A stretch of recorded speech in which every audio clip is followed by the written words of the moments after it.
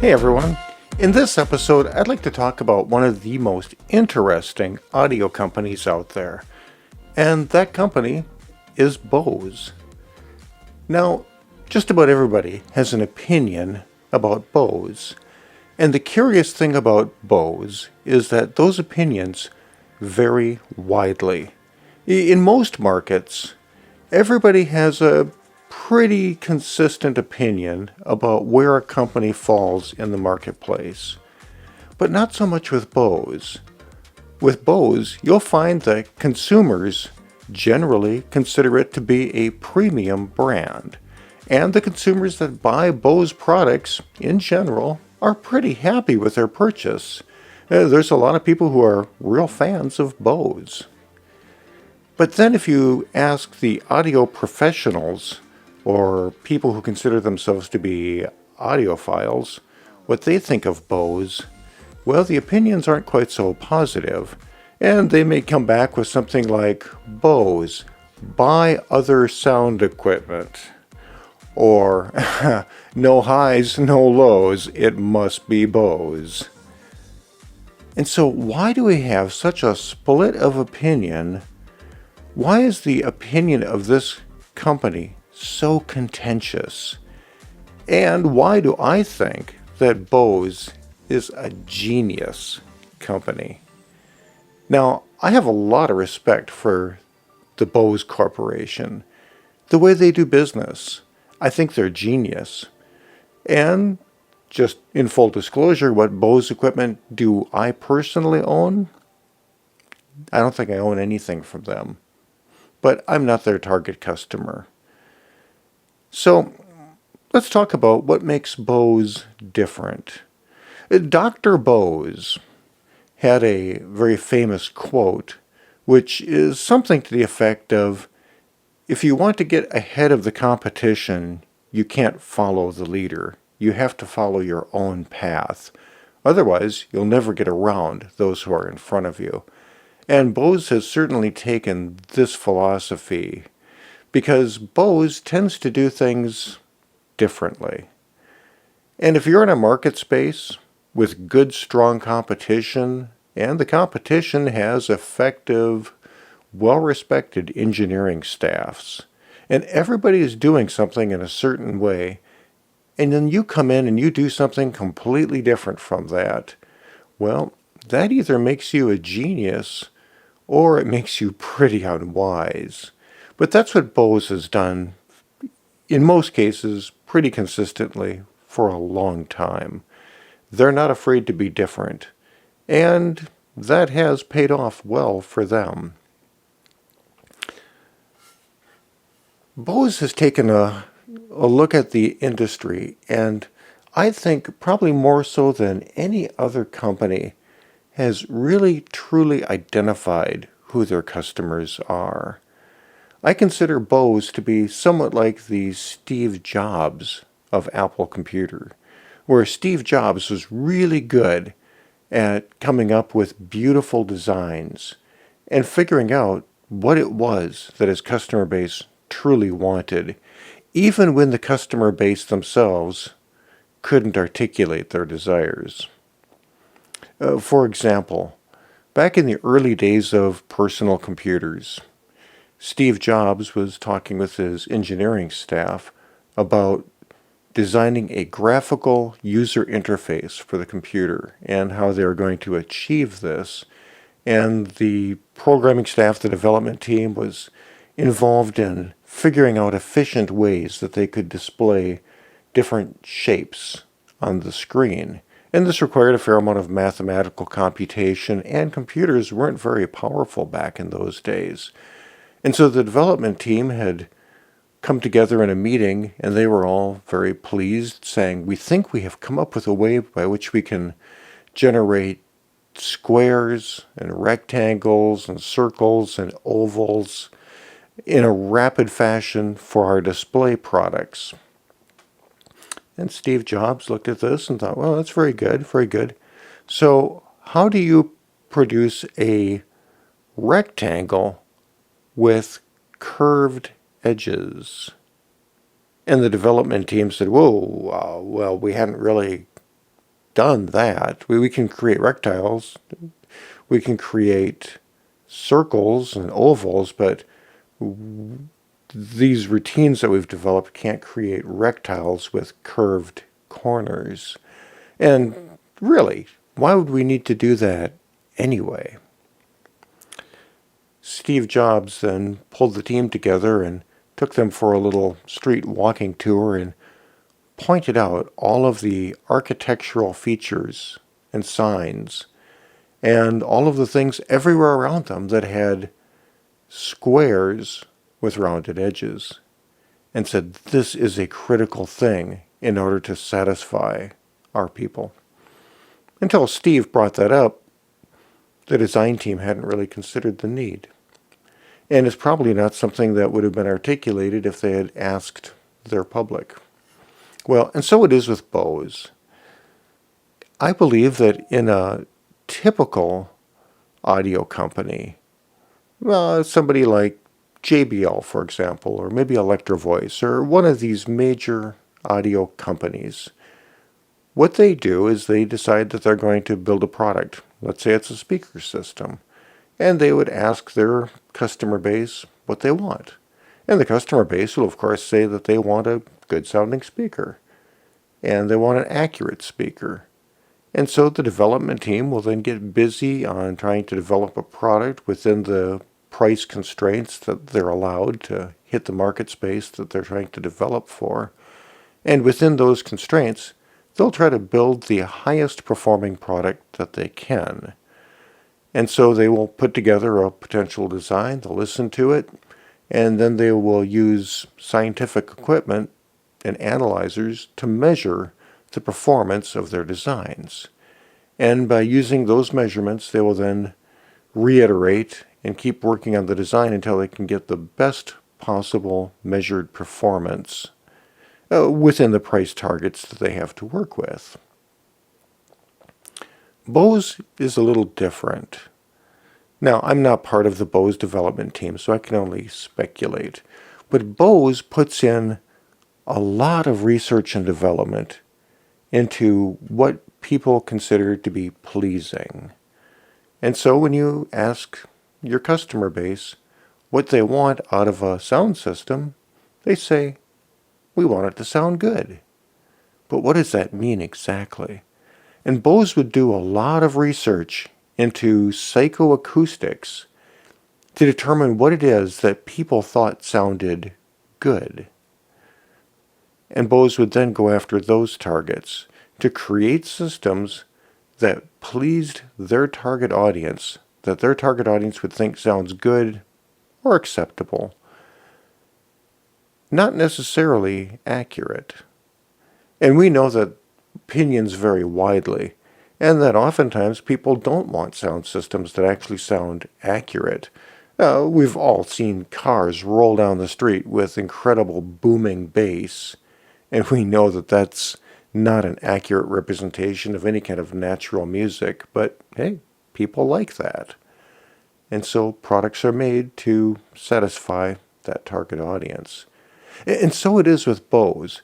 Bose realized that people, the general public, want good sounding systems.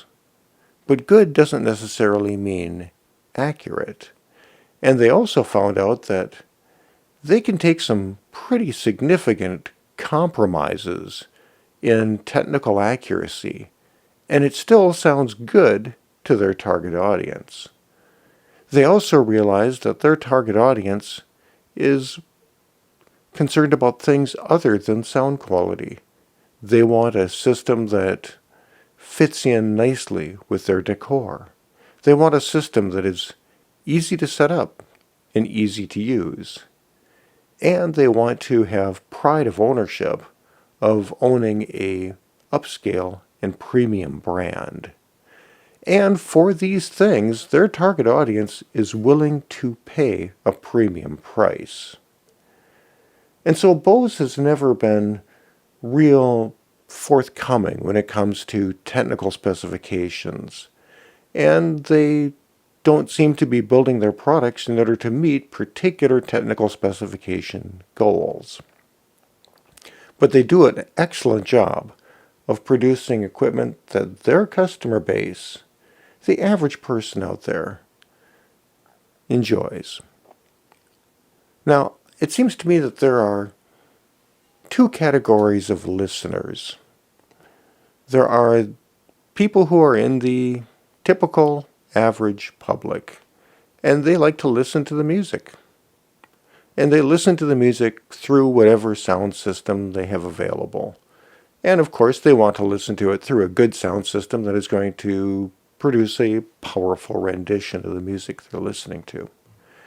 And then there's another group of people, a much smaller group of people, who consider themselves to be audiophiles or sound professionals, concert sound engineers or recording studio engineers, producers, a lot of musicians.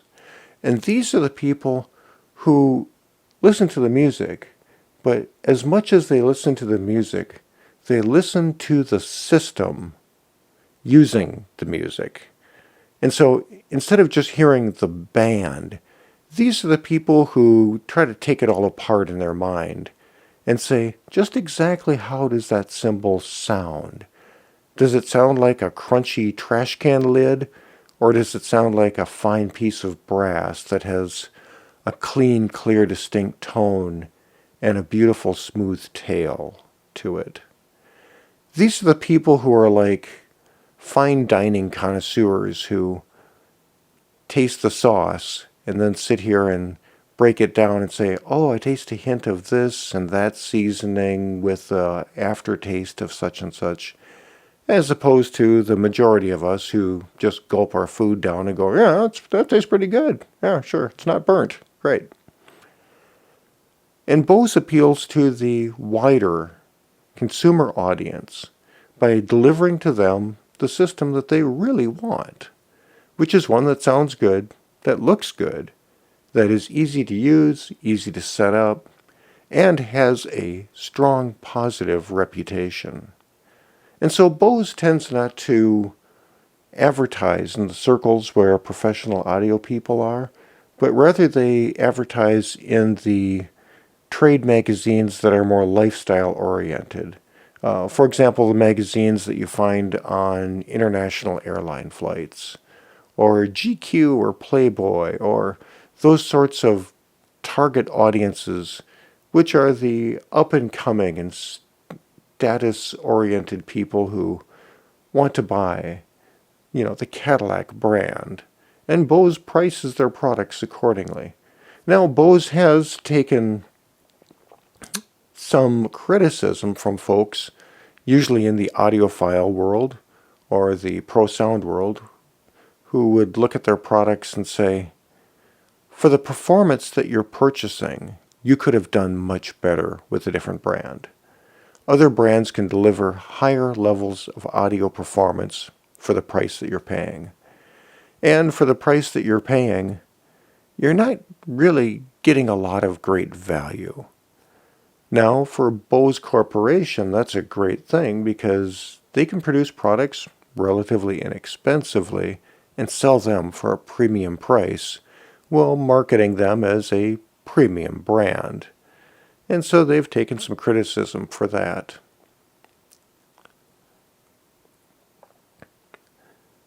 I have a friend who has a Bose Lifestyle home hi-fi system, and he loves his system. And I was listening to it thinking, it's not bad, but it could be better, And it sounded to me like maybe there were some deficiencies in its reproduction across the spectrum. And so I said, I'd like to measure this thing. I'd like to bring out some analyzers and analyze what this system is actually doing. And when I did that, I was surprised. I was surprised by how poorly it performed. And I'm not going to share the specifics of those numbers because Bose legal department may not appreciate that. But I thought it was pretty shocking, actually. But even after seeing that, my friend was saying, well, that may be the case, but gosh, it really sounds good to me, and I love my system. So he was a happy customer. And I was saying, wow, I think you could get a lot better performance here if you went with something different. And you could probably get a lot better performance if you went with something different that cost less. And my friend was saying, well, really? I mean, why? Well, what would you recommend? And so I was saying, well, gee, I don't know exactly, but I could take a look and see what we could piece together. And so I tried to piece together a replacement system that would be at a lower price point with higher performance. And you can certainly achieve those goals, but everything I put together turned out to be more complicated, uglier, and larger. The Bose speaker system in this case were these aesthetically pleasing little tiny cubes. And at the end of the day, I couldn't put together anything that looked as good as the Bose system, that fit that niche, that also provided a significantly better quality of sound. So in some areas, Bose really is the best choice, depending upon what your criteria is. And some of their products, I think, are actually fairly impressive. They were one of the first to market with acoustically noise canceling headphones. These are headphones that have a small microphone on the outside of them, and they listen to the outside environmental noise. And then they essentially inject that external noise signal in inverse polarity to cancel it out. So all you hear is the sound of the headphones without all of the background noise. And they became popular on people who were taking airline flights who wanted to cut out the sound of the airline engines and such.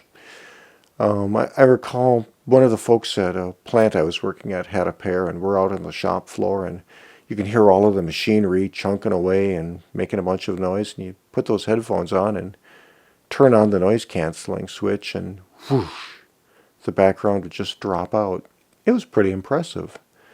So they have some interesting products, and I have to respect the Bose Corporation because I think that they really market themselves extremely well, and they're able to just own the niche market that they go after.